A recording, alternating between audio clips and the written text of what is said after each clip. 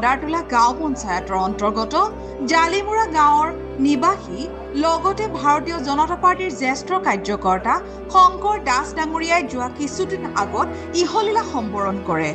সেয়েহে চাগে কবিয়ে কয়, মৃত্যুটো এটা শিল্প, জীৱনৰ কঠিন শিলত কটা এক নিৰ্লোভ ভাস্কৰ্য।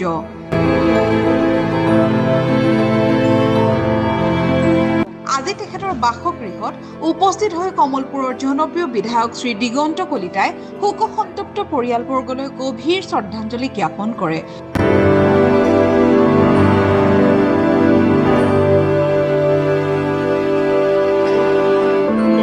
হাজৰিকা, এই যে পেচেণ্ট দুটা এটা যে ঢুকাল শংকৰ, মই তেওঁলোকৰ ঘৰত আহিছোঁ হা।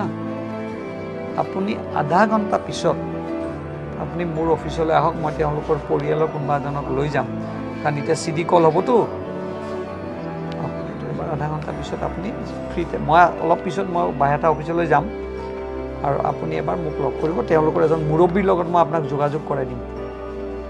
সেই কালপিতজনে যাতে কোনো কাৰণত সাৰি যাব নোৱাৰে। মই সেইকাৰণে মই মানে এতিয়া ফোনত ক'ব বিচৰা নাই লিগেল কথা। আপুনি অলপ পিছত আহিব, মই ইয়াৰ পৰা এজনক মাতি দিম যোনে কমিউনিকেট কৰি থাকিব। ঠিক আছে, আপোনাক মই যি কৈছোঁ সেইটো কৰক, মই কাৰো কথা নক'লোঁ, বাছ। লগতে মৃতকৰ আত্মাই যাতে চিৰশান্তি লাভ কৰে তাৰে বাবে প্ৰাৰ্থনা কৰে।